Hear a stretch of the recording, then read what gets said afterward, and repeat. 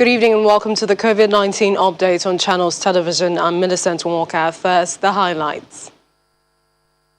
Speaker of the House of Representatives, Femi Gbajabiamila, visits leadership of National Association of Resident Doctors, promises their concerns are being looked into.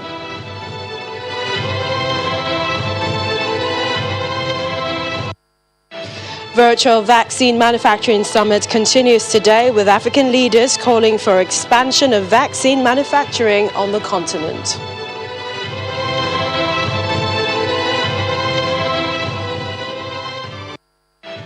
And U.S. officials raised concerns over Johnson & Johnson vaccine after 6 reported cases of rare and severe type of blood clot.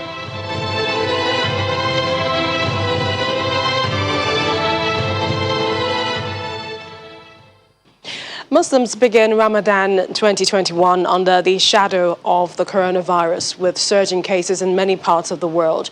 Europe, the worst-hit continent, passed the threshold of 1 million coronavirus deaths, while South Asian countries battle an outbreak of the disease that has crippled the global economy.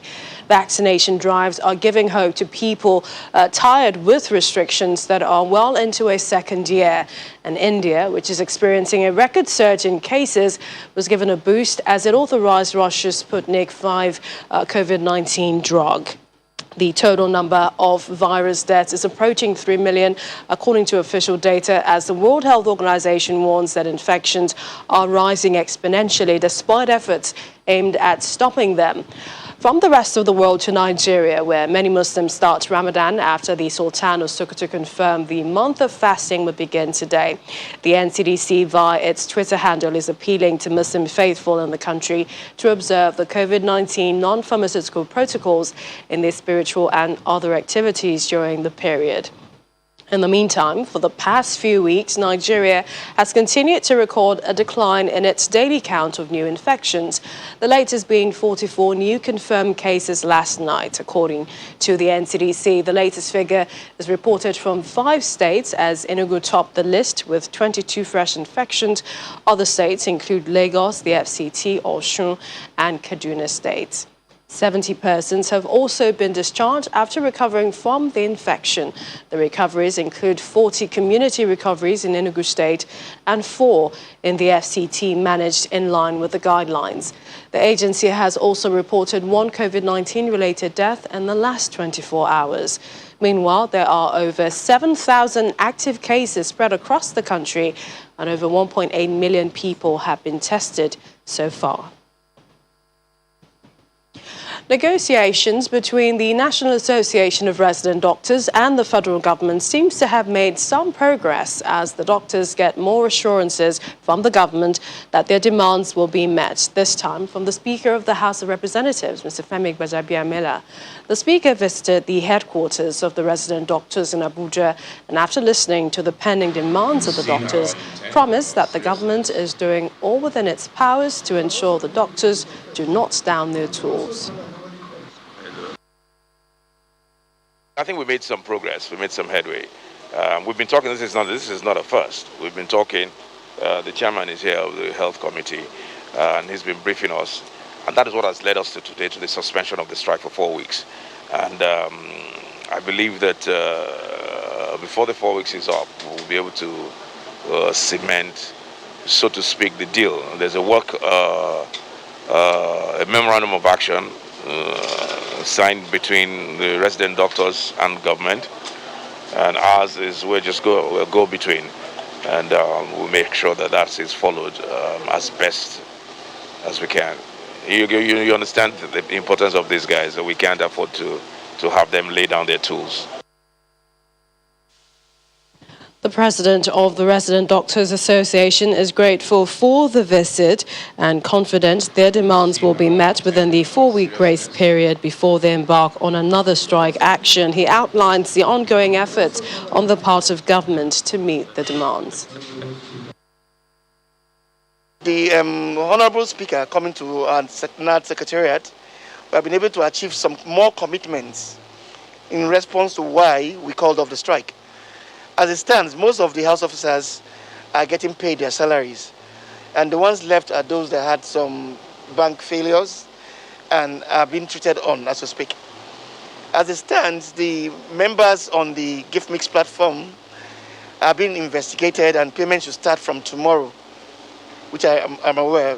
Payment starts from tomorrow. Then enrollment into the ISP's platform should be before the month ending. As it stands, the Minister of Labour with the Minister of Finance, the Salaries and Wages Commission, held a meeting yesterday to try and determine an upward review of the 5,000 naira hazard allowance. And we're meeting again tomorrow in the Ministry of Finance with all our health workers to determine the best possible increase in the hazard allowance. As it stands, there's a mandate given to the National Postgraduate College telling them that they should submit the list of members for the Medical Resident Training Fund for 2021. And also the Speaker of the House have assured us that those that were 1,003 members that were removed, that were omitted last time, that the budget for them will be made in the supplementary budget and they'll be paid to members. And vaccination campaigns continues across the country, and we take you to Bauchi State where our correspondent Hajara Ali brings us this update. Exactly this day last month, that's on the 13th of March, Bauchi State rolled out the first dose of the COVID-19 vaccine, and the state governor Bala Muhammad was the first to receive the jab. And since then, the vaccine have been administered to more than 50% of the population the vaccine was meant for. The states initially received 80,500 doses of the vaccine, and there are over 37 doses of the vaccine left to be administered. The latest developments concerning the vaccine for now is that states have been directed to begin administering these vaccines to intending pilgrims to Saudi Arabia and Jerusalem. Yeah, actually, because of the notice we received from Hajj Commission that the Saudi Arabian government said every pilgrim that is going to Saudi Arabia this year must take 2 doses of COVID-19 vaccine. The state has started vaccinating both Muslim and Christian pilgrims that are traveling for pilgrimage this year. About 4,000 doses of the vaccine have been reserved for the pilgrims in the state. They will take the first dose now, so that before they will travel to Hajj or Jerusalem, they will be able to take the second dose, which must be at least must have at least an interval of 8 weeks. So we hope that by the time they will be traveling, it will be like between 8 to 12 weeks. It is important to note that Bauchi had earlier adhered to the directive issued by the National Primary Healthcare Development Agency that states should halt the process of administering the first dose of the COVID-19 vaccine. From Bauchi, Hajara Aliyu for COVID-19 updates. Well, joining us for more on the COVID-19 situation in Bauchi is the state's epidemiologist, Mr. Ajib G. Gandhi. He joins us via Zoom. Thank you for joining us on the program. Thank you for having me. Now, Bauchi has come a long way from 1 case to 1,540 confirmed cases, 17 deaths and over 1,500 recoveries. And now we understand that 8 persons are undergoing treatment. Tell us a bit more about the efforts of the state government to curb the infection rates in the state. Thank you very much, Walker. Bauchi State has done so much to curb the spread of COVID-19 in the state and in the country as a whole. We have been working together with, in collaboration with the Nigeria Centers for Disease Control, and specifically some of the activities conducted by the Bauchi State government include collaboration with partners in the state to provide the basic essential control measures. Such partners include WHO, UNICEF, Bill and Melinda Gates Foundation, and many more. And some of these activities include training of our health personnel on how to handle such cases, designation of treatment facilities in the state, procurement of case management drugs, which the state has been provided for all that tested positive and were managed in the designated facilities. These designated facilities were across, about 6 of them across the state, which include the General Hospital Vayara,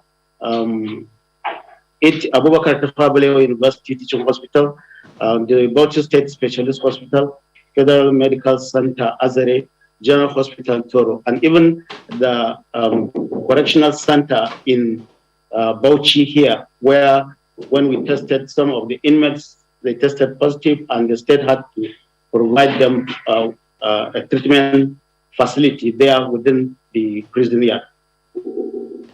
So looking at the daily numbers that, states are recording, and particular to Bauchi, is it over? Is the pandemic over? No, I can't say that the pandemic is over in Bauchi, but we have really recorded substantial progress in containing the spread of the virus in the state. Our positivity rate so far is about 6.9 or 7% so far.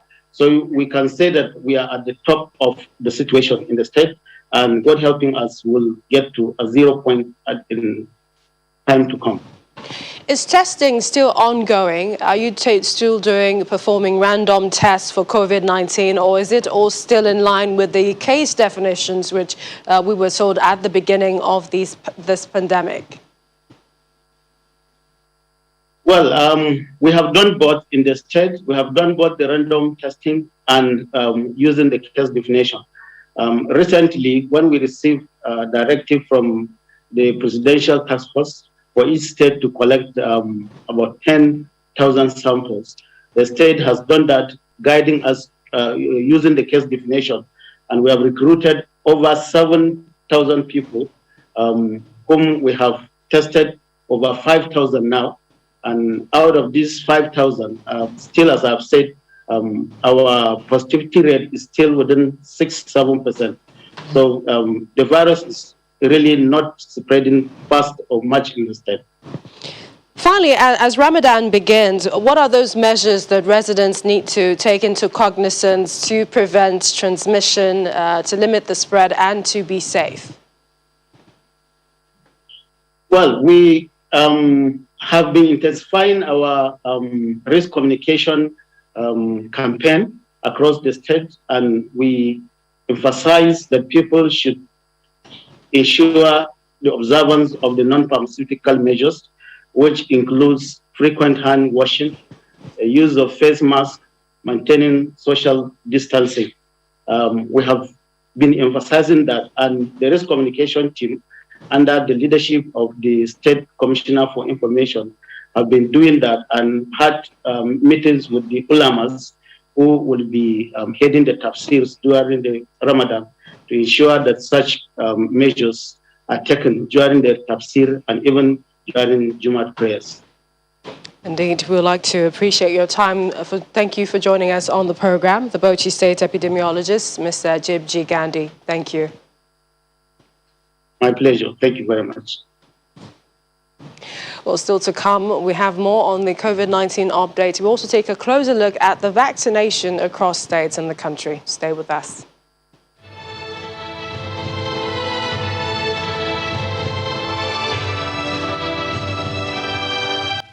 Welcome back. Over 45,000 citizens have received the AstraZeneca vaccine in Plateau State as the target of 50,000 for the first jab concludes.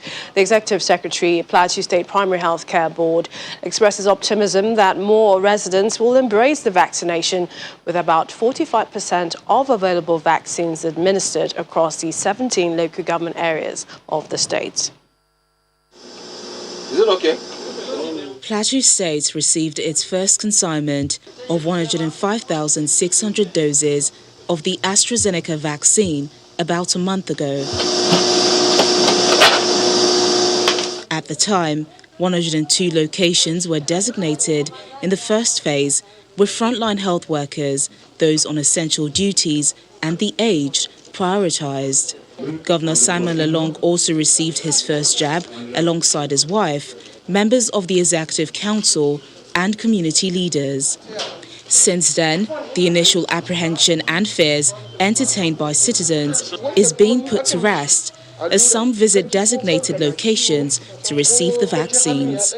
So far, so good. I think we've reached about 45%, 45,000 out of the 50,000, because the information coming from national is that when we reach 50% of consumption of what we have, we should stop, so that at least we're sure of the next jab for those that have received the first jab. But we have not even reached that one yet. But we're hoping that within the next few days during this mop-up, because the response, people are really rushing to come and collect.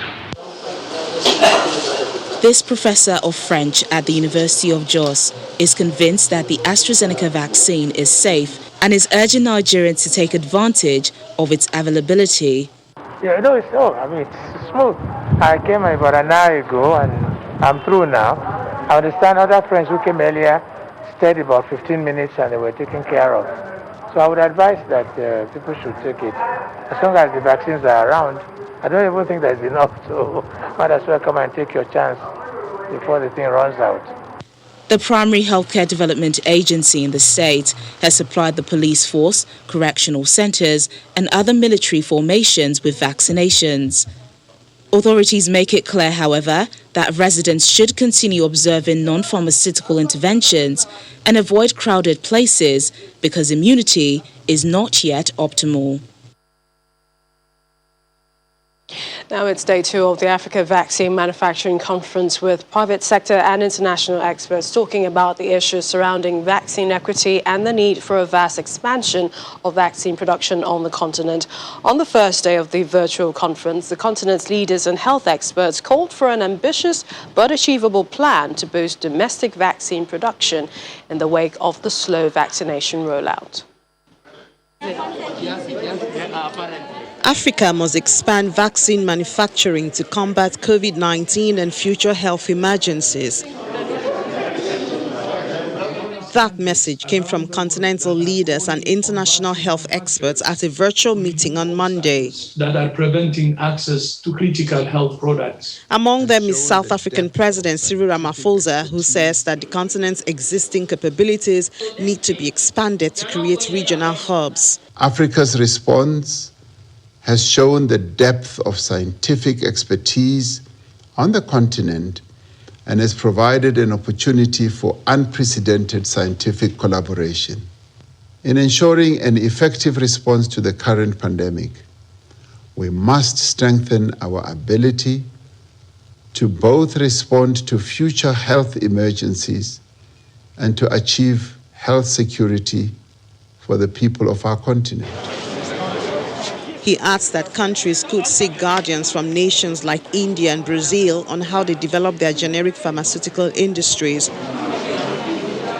Africa has struggled to acquire coronavirus vaccines and imports the vast majority of its medical supplies and equipment.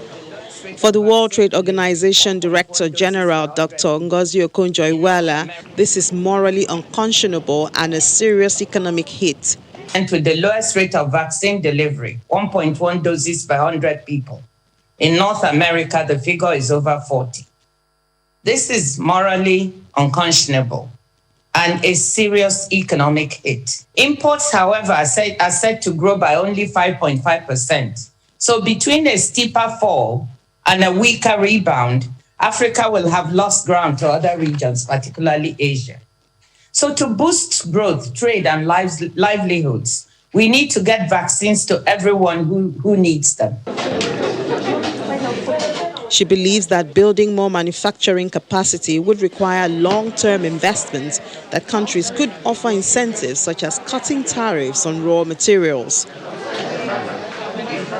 John Kegason, head of the Africa CDC, says that Africa now imports 99% of all its vaccines, but should aim to reduce that to around 40% by 2040. Reports from Africa CDC shows that the continent has fallen behind in the global vaccination race, with under 13 million doses administered to a population of 1.3 billion.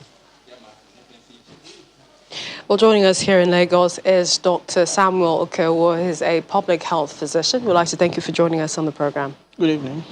Just before we go to what African leaders are discussing about manufacturing of vaccines on the continent, I mean, you're a frontline worker in Lagos, you've been vaccinated. Tell us about the process and, how you would rate the ongoing vaccination here.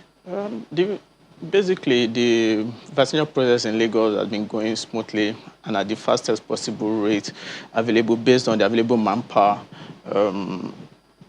It entails officially there are about 88 vaccination centers, but in the first phase, there were some makeshift vaccination centers made available in some health facilities, majorly because of their practitioners.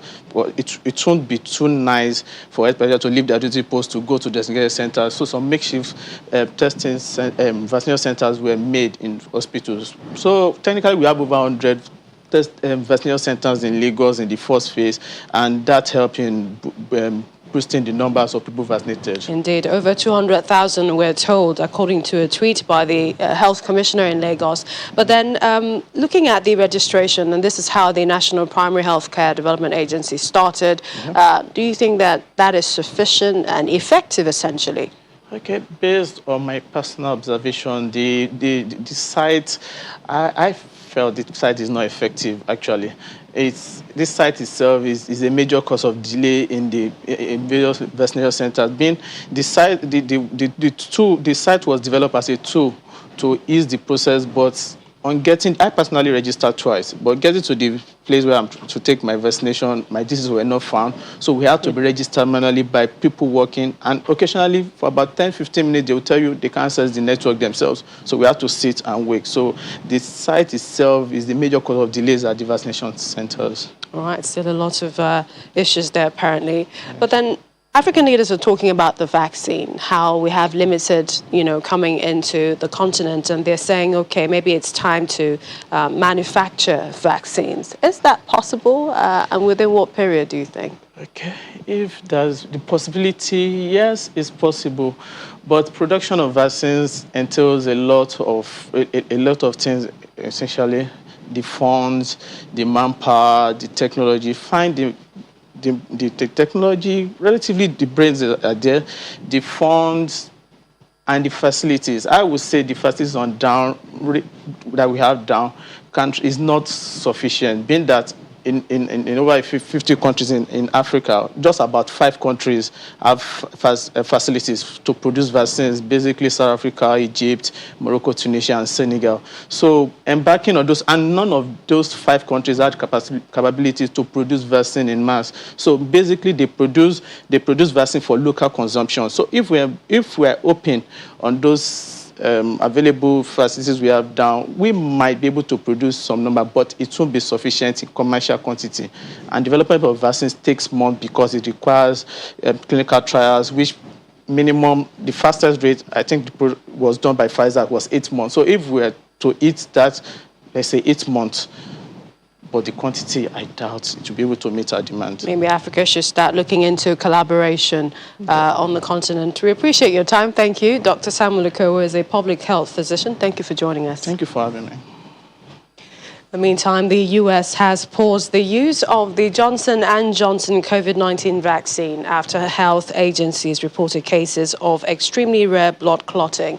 Although the White House says pausing the jabs will not have a significant impact on the country's vaccination drive, it says they are being paused out of an abundance of caution, and the country is on track to continue delivering 3 million vaccinations a day.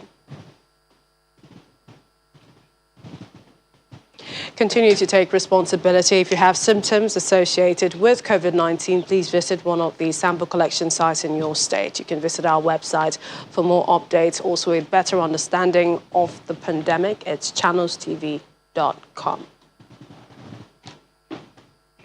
That's the program this evening. Thank you for watching. I'm Millicent Morgan. Stay healthy.